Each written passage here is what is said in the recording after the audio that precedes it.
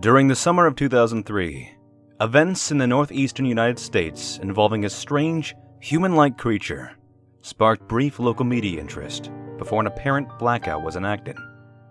Little or no information was left intact, as most online and written accounts of the creature were mysteriously destroyed. Primarily focused in rural New York State and once found in Idaho, self-proclaimed witnesses told stories of their encounters with a creature of unknown origin. Emotions ranged from extremely traumatic levels of fright and discomfort to an almost childlike sense of playfulness and curiosity. While the published versions are no longer on record, the memoirs remain powerful. Several of the involved parties began looking for answers that year. In early 2006, the collaboration had accumulated nearly 24 documents dating between the 12th century and present day, spanning 4 continents. In almost all cases, the stories were identical. I'd been in contact with a member of the group and was able to get some excerpts from their upcoming book. The following is a suicide note, dated 1964. As I prepare to take my life, I feel it necessary to assuage any guilt or pain I have introduced through this act. It is not the fault of anyone other than him. For once, I awoke and felt his presence. And once I awoke and saw his form. Once again I awoke and heard his voice. And looked into his eyes. I cannot sleep without fear of what I might next awake to experience. I cannot ever wake. Goodbye. Found on the same wooden box were 2 empty envelopes addressed to William and Rose, and one loose, personal letter with no envelope. It read as such: Dearest Linny, I have prayed for you, for he spoke your name. The next is a journal entry translated from Spanish, dated back to 1880. I have experienced the greatest terror. I have experienced the greatest terror. I have experienced the greatest terror.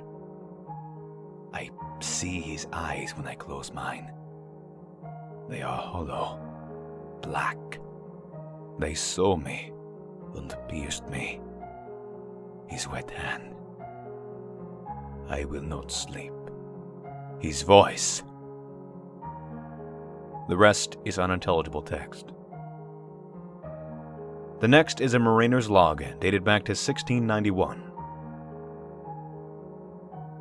He came to me in my sleep. From the foot of my bed, I felt a sensation. He took everything. We must return to England. We shall not return here again at the request of the Rake. The next is from the woman I contacted, a witness of the Rake attack, dated back to 2006. 3 years ago, I had just returned from a trip from Niagara Falls with my family for the 4th of July. We were all very exhausted after a long day of driving, so my husband and I put the kids to bed and called it a night. It was about 4 a.m. when I awoke, thinking that my husband had gotten up to use the restroom. I used the moment to steal back the sheets, only to wake him in the process. I apologized and told him I thought he had got out of bed. When he turned to face me, he gasped and pulled his feet up from the end of the bed so quickly his knee almost knocked me out of it. He then grabbed me and said, "Nothing." After adjusting to the dark for a few seconds, I was able to see what caused this strange reaction. At the foot of the bed, sitting and facing away from us, there was what appeared to be a naked man, or a large, hairless dog of some sort. Its body position was disturbing and unnatural, as if it had been hit by a car or something. For some reason, I was not instantly frightened by it, but more concerned as to its condition. At this point, I was somewhat under the assumption that we were supposed to help him. My husband was peering over his arm and knee, tucked into the fetal position, occasionally glancing at me before returning right to the creature again. In a flurry of motion, the creature scrambled around the side of the bed and then crawled up quickly in a flailing sort of motion, right along the bed until it was less than a foot away from my husband's face. The creature was completely silent for about 30 seconds, or probably closer to 5. It just seemed like a while, just looking at my husband.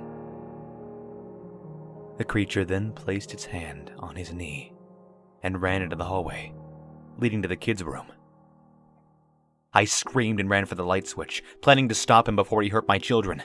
When I got to the hallway and the light from the bedroom was enough to see it crouching and hunched over about 20 feet away, he turned around and looked directly at me, covered in blood. I flipped a switch on the wall and saw my daughter, Clara. The creature ran down the stairs while my husband and I rushed to help our daughter. She was very badly injured and spoke only once more in her short life. She said, "He is the Rake."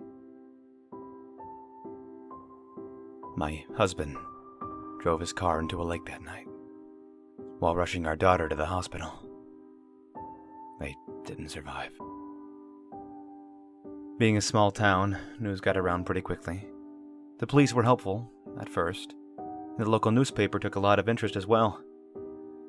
However, the story was never published, and the local television news station never followed up either. For several months, my son, Justin, and I stayed in a hotel near my parents' house. After we decided to return home, I began looking for answers myself. I eventually located a man in the next town over who had a similar story.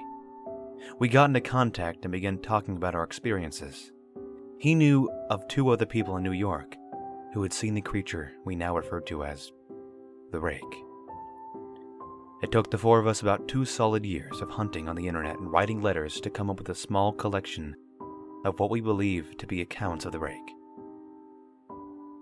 None of them gave any details, history, or follow-up.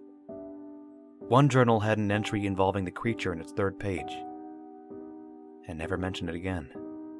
A ship's log explained nothing of the encounter, saying only that they were told to leave by the Rake. That was the last entry in the log. There were, however, many instances where the creature visit was one of a series of visits with the same person. Multiple people also mentioned being spoken to, my daughter included. This led us to wonder if the Rake had visited any of us before our last encounter. I set up a digital recorder near my bed and left it running all night, every night, for 2 weeks. I would tediously scan through the sounds of me rolling around in my bed each day when I woke up.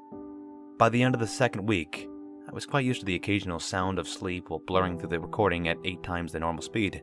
This still took about an hour every time. On the first day of the 3rd week, I thought I had heard something. What I found was a shrill voice. It was the Rake. I can't listen to it long enough to even begin to transcribe it. I haven't let anyone else listen to it yet. All I know is that I've heard it before, and I now believe that it spoke when it was sitting in front of my husband. I don't remember hearing anything at the time, but for some reason, the voice in the recorder immediately brings me back to that moment.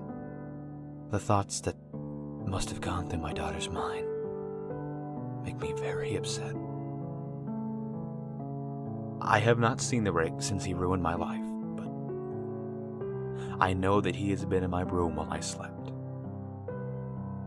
I know and fear that one night I'll wake up to see him staring at me.